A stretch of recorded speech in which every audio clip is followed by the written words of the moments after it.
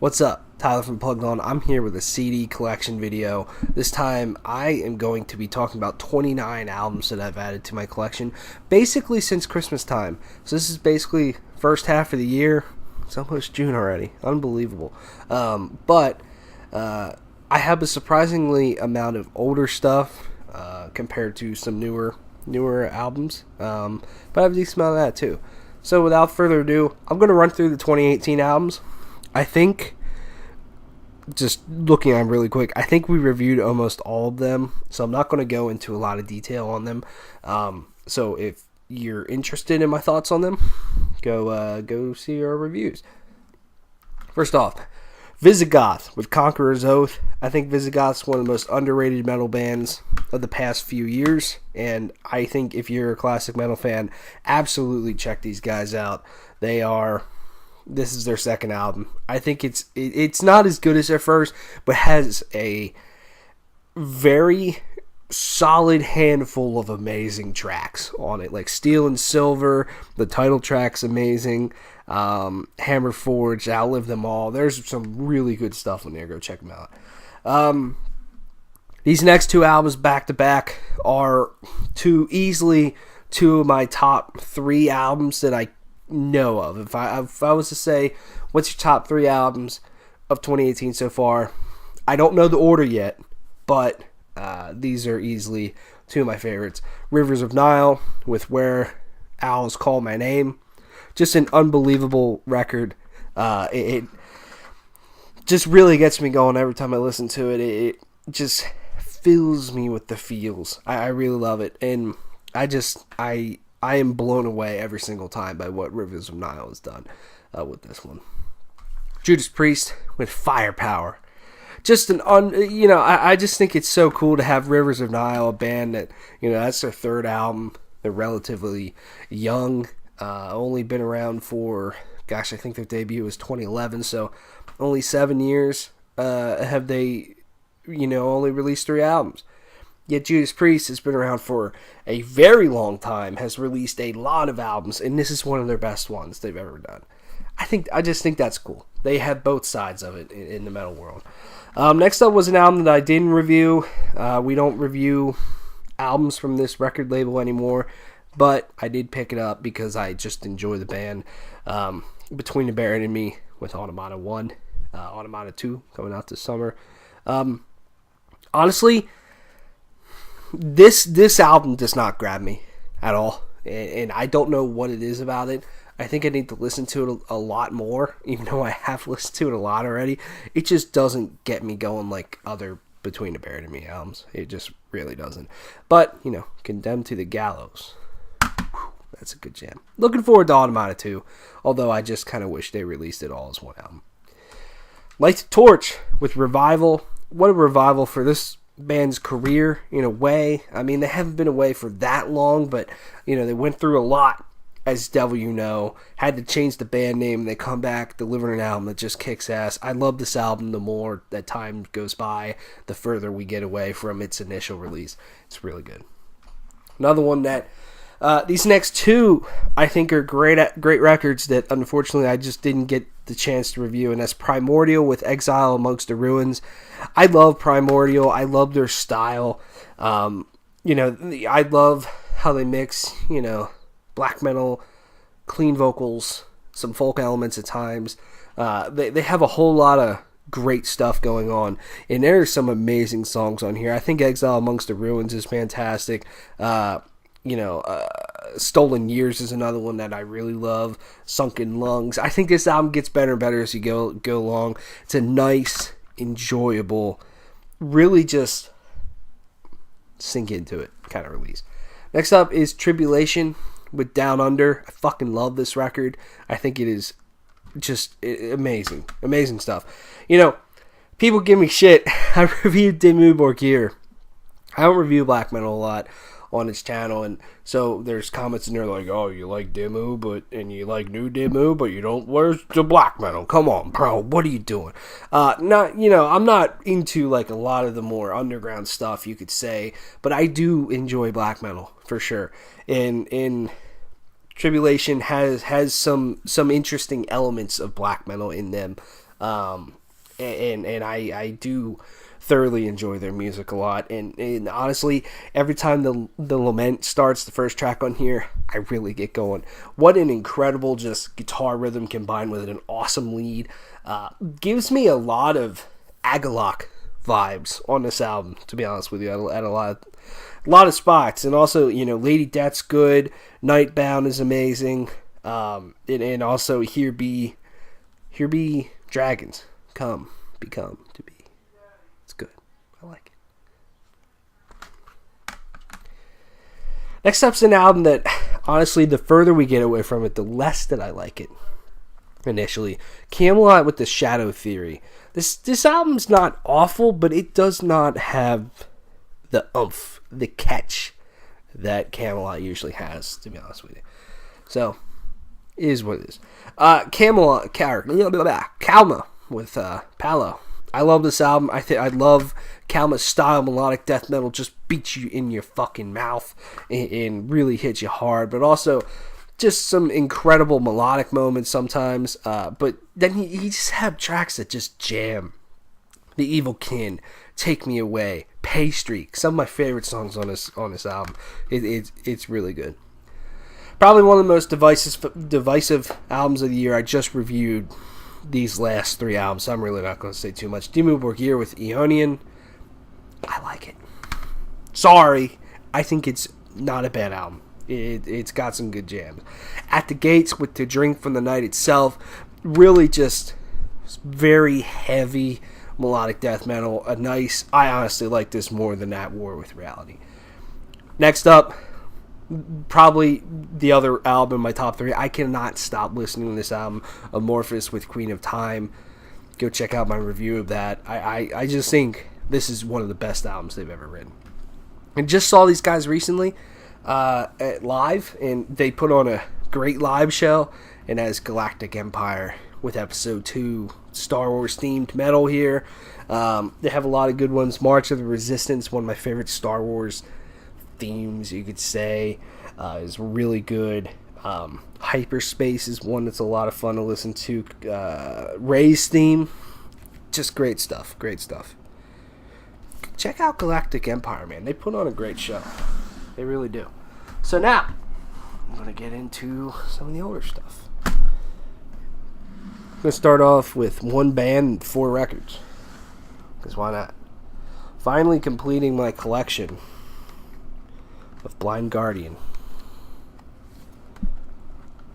So, for the longest time, Blind Guardian, I felt like some of their older stuff was so hard to find just because they weren't being printed really that much.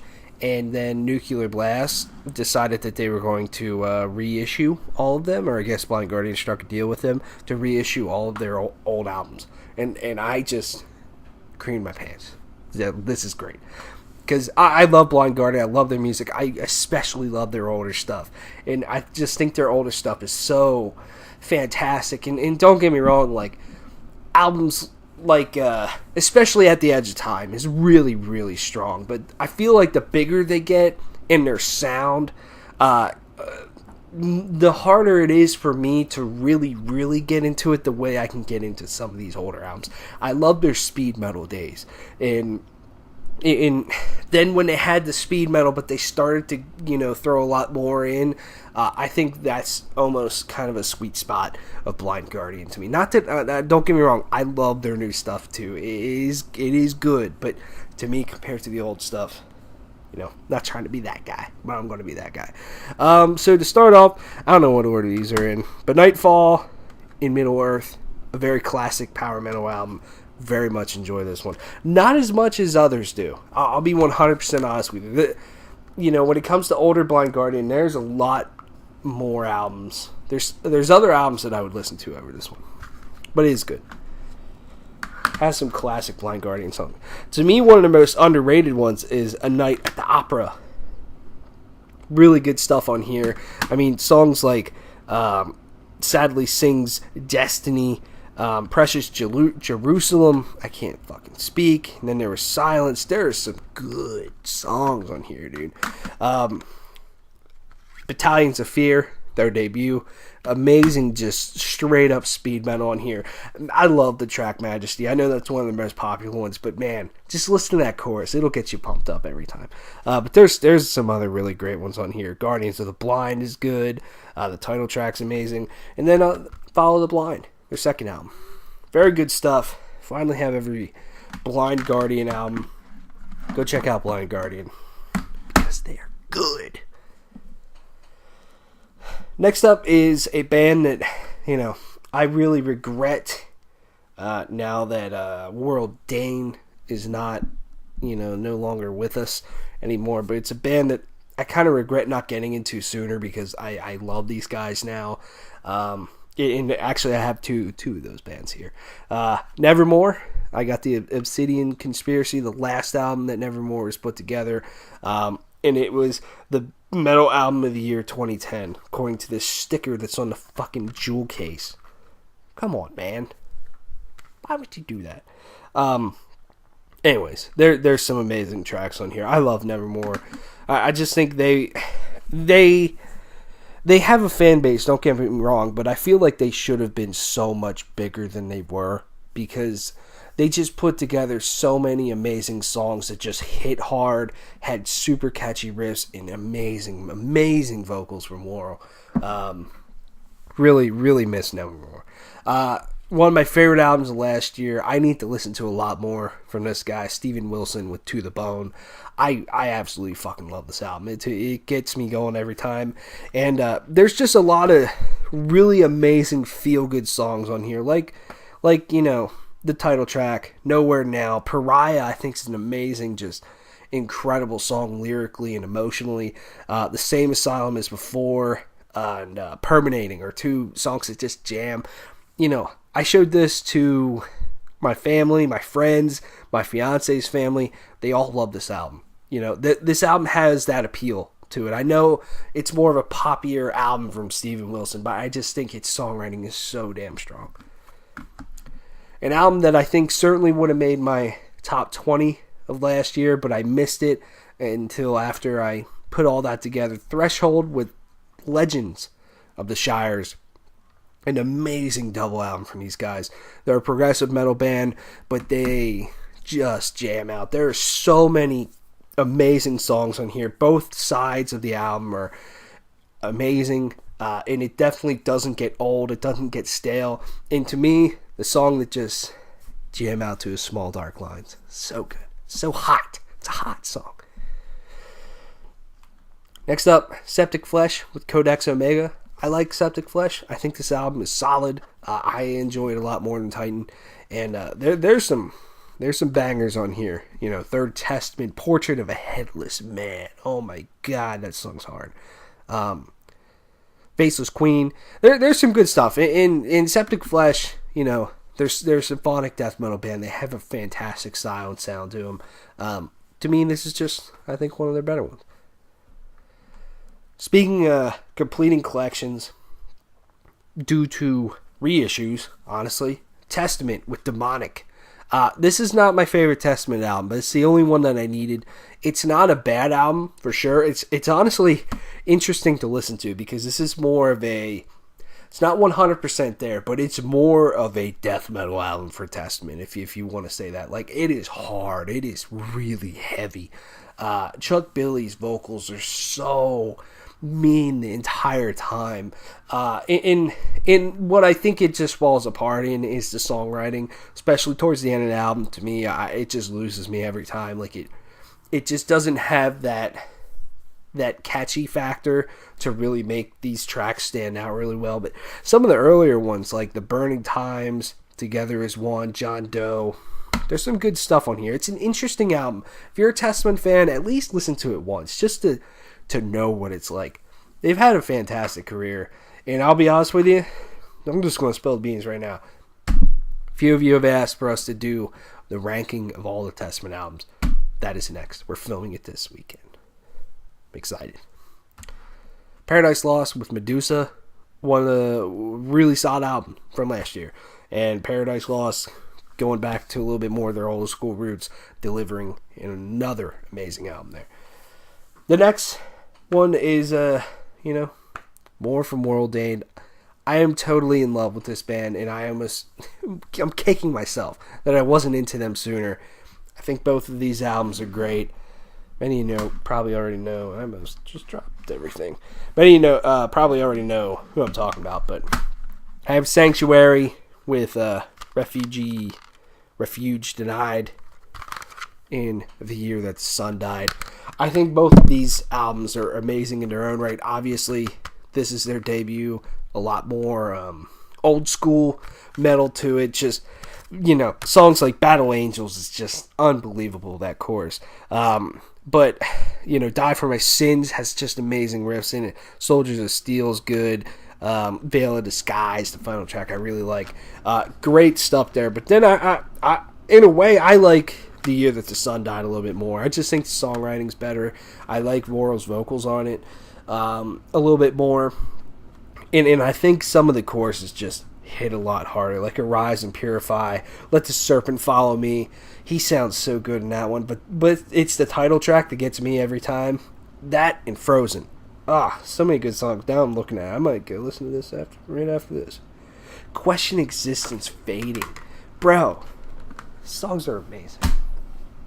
Rest in peace. Last few here. I'll do this one first. Got the debut album from Galactic Empire as well. This has all the themes that you would know on it from Star Wars. So you have the main theme, Imperial March, Duel of Fates, the Force theme, Battle of Heroes, Cantina Band, amazing cover of that. Across the Stars. There's some really amazing stuff on here. If you're a Star Wars fan, you owe it to yourself to listen to their stuff, in my opinion. And the last few, I'm just going to go over. I think in the last video I talked about going to a place called the Vinyl Altar, and that's in Philadelphia, Pennsylvania. An amazing store on, I think it's South Street. Yeah, towards there. It's around the Theater of Living Arts, which has a lot of metal shows there, and there's a lot of cool stuff on that street and in that area. And Vinyl Altar is heaven. It's heaven to people like me. It's especially heaven if you are a vinyl fan, because that's primarily what to sell, hence their name. But they have fucking everything. They carry primarily thrash, death, and black metal. But man, they have so much good stuff. They have a decent CD collection there. Since I don't collect vinyl right now, I go nuts at the CD collection. The only thing is that they import a lot. So it is a little bit more expensive. So, you get 3-4 albums, you're right there probably looking at $50, $60, $70. But to me, it's worth it just because, one, it's an amazing local CD store that, they're disappearing. You know what I mean? And I want to support them every once in a while when I get to go down to Philly for a show or something like that. I like to stop over there. And they do have like Magic the Gathering and board game stuff like that as well.